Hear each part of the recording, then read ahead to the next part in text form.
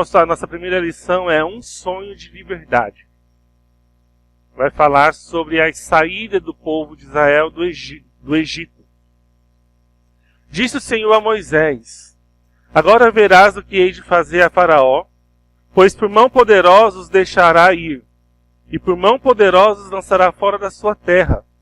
E falou mais Deus a Moisés, e lhe disse: eu sou o Senhor, apareci a Abraão, a Isaque e a Jacó, como Deus Todo-Poderoso, mas pelo meu nome, o Senhor, não lhes fui conhecido. Também estabeleci a minha aliança com eles para dar-lhes a terra de Canaã, a terra em que habitaram como peregrinos.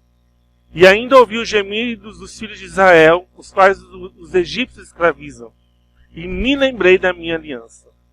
Então o Senhor tinha falado a Abraão já de antemão que o povo, sua descendência, ia ser escravizada no Egito.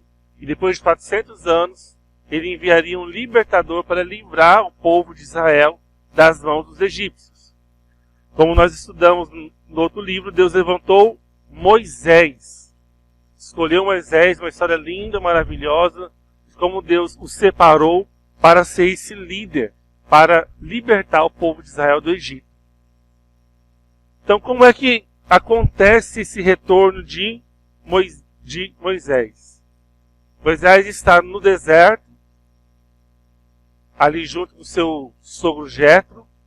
Ele vê uma sarça ardendo, pegando fogo, e à medida que ela vai pegando fogo, as folhas não se queimam, e ele se aproxima e Deus fala: tira as sandálias, porque a terra onde estás é santa. E ali como é, Deus chama ele para ser o libertador de Israel. É interessante que Moisés, a primeiro ponto de vista, a primeira resposta dele é de não querer ir. Começa a dar uma série de justificativas, uma série de motivos para Deus, para ele não ir para o Egito, para ser o libertador. Por quê? Porque assim, olha, eu saí de lá fugido. Como é que eu vou chegar lá agora falando para libertar o povo? Né? Não tem moral. Imagina hoje uma pessoa sai de um emprego, mete o patrão na justiça, dá um prejuízo, a pessoa volta para lá com a cara limpa: olha, vim aqui pegar os outros e pegar de volta. Né? Não tem como, né? Ele realmente pensou bem isso aí. Tem outras pessoas, né? Por que eu? Ele tinha sido rejeitado antes, então por que ele seria bem recebido agora? Meras palavras não seriam suficientes. Deus sabia, e o próprio Moisés sabia, que ele chegar lá e falar com o faraó não ia adiantar nada. Então Deus já fala com Moisés de antemão de que ele ia e realizaria sinais para que Faraó fosse convencido, a libertar o povo. E é muito interessante que Deus fala para Moisés. Eu gosto muito disso porque eu até estava comentando ontem que os profetas, eles nunca se moveram por busca de resultado. A gente vai estudar posteriormente os profetas, você vê que todos os profetas, Deus fala assim: você vai lá e fala para o meu povo, mas o meu povo não vai te ouvir. O meu povo não vai se arrepender. Você vai pregar para eles se arrependerem, mas eles não vão se arrepender porque eles são com o coração duro. Ou seja, Deus mandava os profetas para falar sabendo que não ia ter resultado. E o mais interessante é que os profetas iam. E nos dias de hoje, a gente age da forma contrária. A gente quer ir, mas quer que Deus dê a garantia de que vai dar resultado. Mas eu estou fazendo para Deus, tem que dar resultado. Preguei, ninguém se converteu. Ensinei e a pessoa não aprendeu. Falei da palavra e a pessoa não se arrepende. Exortei e a pessoa não muda de vida. Bem-vindo aos escolhidos de Deus, que é enviado para não dar resultado, mas enviado para obedecer. Com Moisés não foi diferente. Deus manda Moisés e ele fala aqui para Moisés: olha, você vai fazer o sinal, mas eu endurecerei o coração do faraó. Você vai lá falar, você vai lá fazer milagre, mas o faraó não vai te ouvir. Como é que você vai para um chamado desse? Você iria? Se Deus chamasse hoje, vai para tal cidade, tal lugar, prega a palavra, mas ninguém vai no culto, ninguém vai te ouvir, não vai dar resultado nenhum. Você iria? Será que você iria só para obedecer a Deus?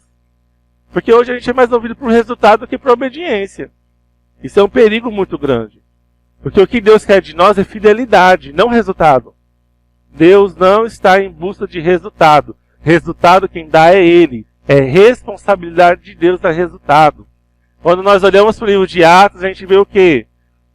O Senhor ia acrescentando os que iam sendo salvos. Então, nós não temos que buscar resultados na igreja. Resultados no ministério. Nós temos que obedecer a Deus o que Ele manda fazer. Né? Então, Moisés, mesmo indignado, e ali agora Deus levanta com ele Arão, seu irmão, porque Deus falava com Moisés, Moisés falava com Arão, e Arão que falava ao povo e falava ao faraó. Né? Então Moisés se despede do seu sogro e volta para o Egito, conversa com seu irmão, e agora vai apresentar ao povo de Israel Deus. Por quê? O povo estava escravizado há 430 anos. Sem profeta. Sem pessoa que falasse de Deus para eles.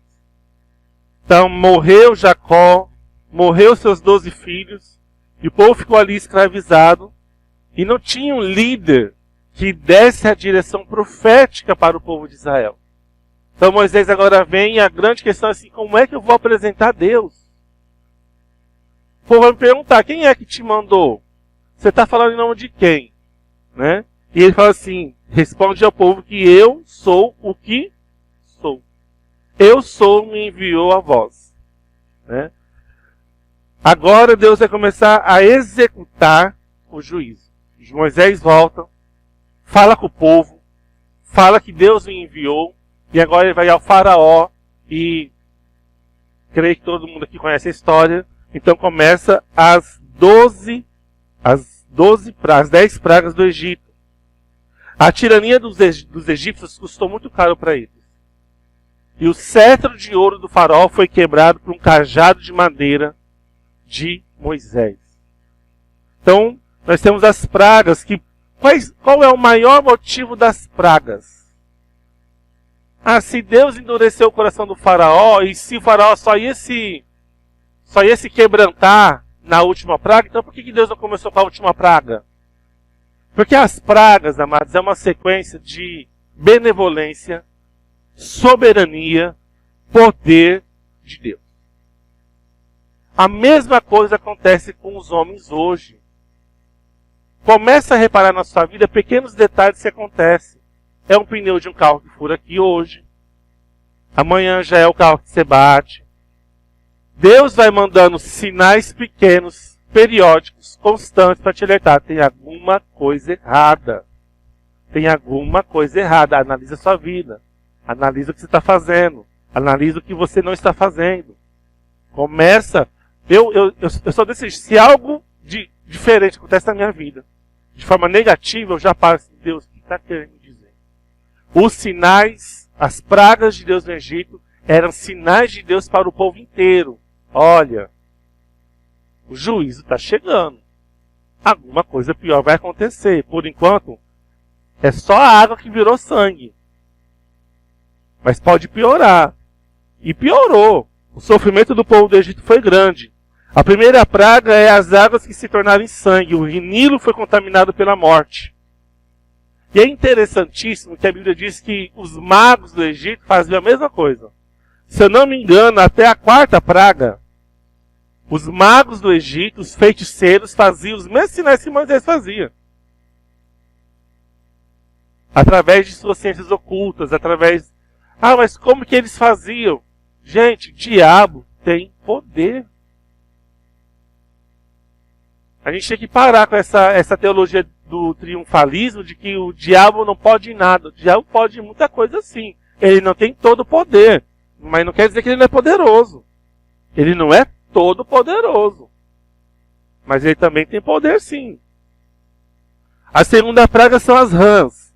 Então as casas dos egípcios foram invadidas por esses indesejáveis animais. Já pensou, Jane? A Jane ama rã, sarro, perereca. E eu acho que se a Jane fosse a faraó, na segunda praga, assim, não, manda esse povo embora. A Águida também, né? Na segunda praga, você manda esse povo embora daqui, tira daqui. A terceira praga foram os piolhos. Imagina, gente, não sei se vocês já participaram, não sei se vocês são dessa época, né? Mas na minha época de escola, tinha que rapar cabelo. Se alguém da sala tivesse piolho, chegava em casa e falar, senhora, maquininha no zero. Pra não pegar piolho, né? Era uma... Sim, tinha o pauzinho. Aquele pentinho, gente, ou coisa doida, aquele pentinho fino. Faltava pouco arrancar o couro da cabeça da gente.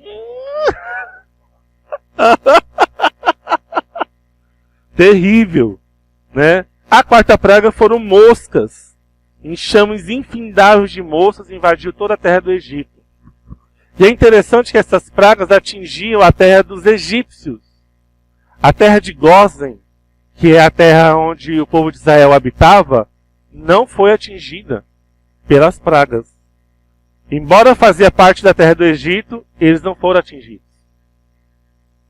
A quinta praga foi a peste nos animais. Então começou a dar doenças em todo o gado e foi começando a morrer os animais. Sexta praga, úlcera nos homens e nos animais, feridas na pele, dor e sofrimento. Imagina, aquele povo todo ferido na pele, descascando, sangrando.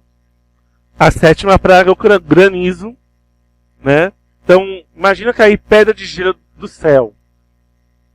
Para um país em que a base econômica era a agricultura, isso era terrível.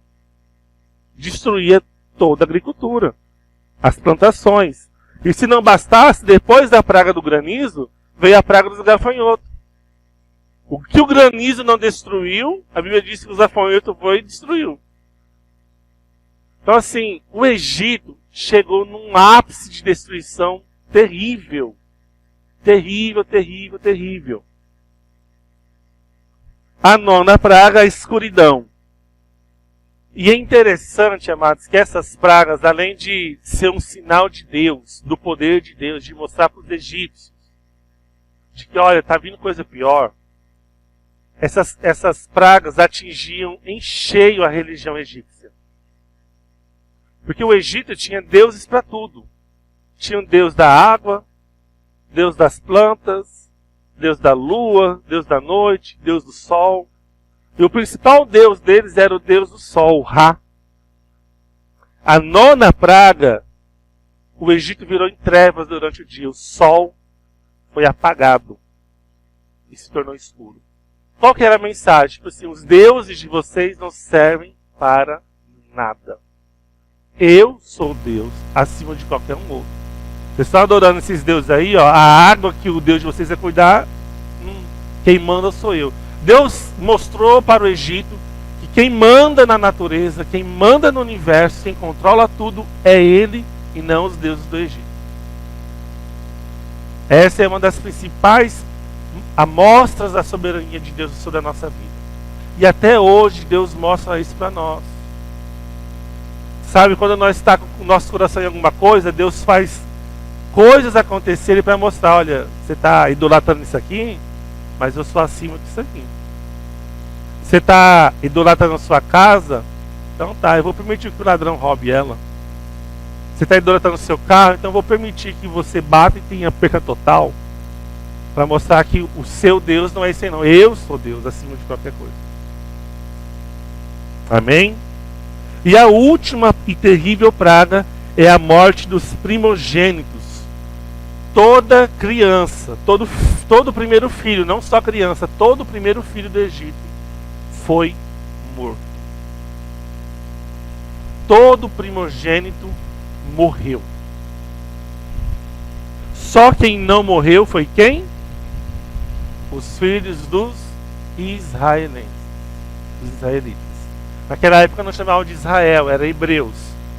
E é interessante que tem alguns egípcios que foram junto com o povo de Israel, que se converteram a Deus e seguiram junto com os hebreus. Não foram só os hebreus que saíram da terra do Egito. Teve também egípcios que entenderam a palavra, que se converteram a Deus e também foram protegidos da última praga e foi embora junto com o povo de Israel. Tá? E é interessante que a gente vai depois falar sobre a instituição da Páscoa. A gente está em abril, agora é 23, né? Que é a Páscoa, né? Se eu não me engano. 24. A Páscoa é instituída justamente aqui. Então, o que Deus manda o povo de Israel fazer? Vocês vão matar um carneiro, um cordeiro. Vocês vão se fechar na casa de vocês. Vocês vão pegar o sangue desse cordeiro, vai passar nos umbrais das portas das suas casas. E vocês vão comer esse cordeiro com ervas amargas e pão sem fermento. Olha só o que diz o texto. Tudo na Bíblia, em Israel, tem um significado simbólico. Tudo é feito de forma muito simbólica. Porque isso tudo, depois a gente vai fazer um paralelo com o próprio sacrifício de Jesus, que foi nosso Cordeiro Pascual. Né? Olha só o que diz em Êxodo 12, a partir do 11. Desta maneira comereis lombos cingidos, sandálias nos pés e cajado na mão. Como que eles tinham que comer o cordeiro? Os lombos cingidos. O que é lombo cingido? Está com cinto, está pronto para agir, pronto para correr, pronto para ter uma ação rápida, uma resposta rápida. Sandálias nos pés, ou seja, porque eles iam comer o cordeiro pascual, logo eles teriam que sair do Egito, eles teriam que estar prontos. E cajado na mão, comê-lo-eis à pressa, é a Páscoa do Senhor. Então eles mataram o cordeiro, eles assaram essa carne, fizeram as ervas amargas, o pão sem fermento. E é muito interessante que o fermento em Israel é importantíssimo. Durante o período da Páscoa, esse período lá, é proibido ter qualquer menção de fermento dentro da casa de um israelense, de um israelita. Não podia ter fermento nenhum. Era permanentemente proibido. No período da Páscoa, não podia ter um pouquinho de fermento. Quando você vai ouvir Jesus falando, cuidado com o fermento dos fariseus, Jesus estava se remetendo a isso. Olha, vocês não podem nem sequer chegar perto, nem pensar em fermento. Porque eles não podiam fazer comida com fermento nessa época do ano. Oi? O fermento ele faz a mudança da substância. E é um paralelo que quando Deus manda construir altares, ele fala que tem que ser de pedras puras, sem estar trabalhada. O fermento altera a substância. Não podia ter alteração nenhuma. É só a farinha com azeite. O pão que eles comem é só farinha e azeite. Mais nada. Não podia, nada mais eles colocam. Então, os judeus celebram a Páscoa no Egito e eles saem. É interessante que eles saem despojando o Egito. O que é despojar? Pegar as riquezas. Os filhos dos egípcios morreram e Deus mandou, vocês vão pedir ouro, prata, o que eles tivessem, eles vão pedir. E eles levou praticamente toda a riqueza do Egito. O povo estava com tanto medo, os egípcios estavam com tanto medo do povo de Israel, Senhor, leva o que vocês quiserem, só sai daqui, senão vai morrer todo mundo. Porque foi muita morte, muita gente morreu. E a gente vê o seguinte, que quando Moisés nasce, era para matar os meninos do povo de Israel. Vocês lembram? E Moisés escapa. Agora Deus está vingando. Agora os primeiros filhos do Egito vão morrer. Vocês mataram os filhos dos hebreus, agora eu estou me manifestando e os filhos de vocês vão morrer. E é o que aconteceu. E nem o filho do faraó escapa dessa praga. Amém? Então o povo sai do Egito e Deus manda eles irem para um caminho. Aqui em Êxodo 14, 1 diz: Disse o Senhor a Moisés: Fala aos filhos de Israel que retrocedam e se acampem defronte a Piairote, entre Migdol e o mar, diante de Baal-Zefon. Em frente dele vos acamparei junto ao mar. Então Faraó dirá dos filhos de Israel: Estão desorientados na terra, o deserto os encerrou. Porque assim, Israel ia para o deserto, para a terra de Canaã. Tinha um caminho para fazer isso. Eles foram para outra direção, contrária. Em vez deles irem direto para Canaã, Deus mandou eles ir para o mar. Olha só a direção de Deus. Que não era caminho. Eles tinham que dar uma volta. Eles tinham que passar pelo mar e dar uma volta para depois voltar para Canaã. Era outra estrada. E Deus mandou ir para o mar e acampar em frente ao mar. Agora imagina a direção de Deus para esse povo. Imagina Moisés. Eu falo que Moisés é um homem de muita fé. Moisés conhecia o deserto. Morou 40 anos no deserto, ele conhecia ali tudo. Deus assim, você vai acampar no mar, assim, mas e aí? O que vai acontecer? Mas assim, eles não imaginavam que o faraó ia vir atrás deles. Eles não imaginavam. Então Moisés seguiu a direção de Deus. Pararam de frente para o mar. O que acontece? Quando eles estão chegando perto do mar, o que acontece? Eles veem a poeira dos cavalos e dos carros do faraó. Aí o povo desespera. Fala assim, pronto, agora ferrou tudo. A gente está com o mar na nossa frente, não tem para onde ir. O exército do Egito está aqui atrás. Mas Deus, em sua proteção, faz uma coluna de fogo que separa o povo de Israel e os egípcios. E daqui para cá onde estão os egípcios, ele cria uma escuridão muito densa que confunde os egípcios. E aí vem uma das grandes maravilhas e milagres de Deus para mostrar o poder dele. Ele fala assim, Moisés clama a Deus, o que a gente vai fazer? Olha só a resposta de Deus. Olha só a resposta de Deus. O Senhor respondeu. Êxodo 14, 15. Disse o Senhor a Moisés: Por que clamas a mim? Gente, eu falo assim, que Deus é... Ou Deus é bipolar, ou ele gosta muito de humor. Esse cara está encurralado. O povo de Deus, ele vai fazer o quê? Ele disse, por que você está clamando para mim? A gente, né?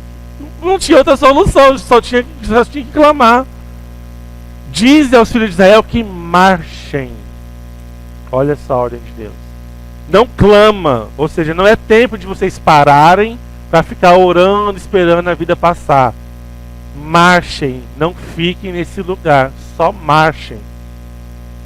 E tu, levanta o teu bordão, estende a mão sobre o mar e divide-o, para que os filhos de Israel passem por meio do mar em seco. Olha a ordem. Deus não falou assim, Moisés, toca que eu vou abrir o mar. Não, você toca e divide o mar. A ordem foi para Moisés dividir o mar.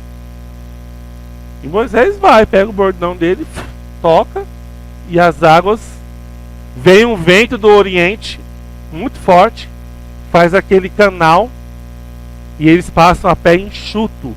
E Deus mostra ali o poder dele e a soberania dele, porque Deus muda o coração do faraó para perseguir.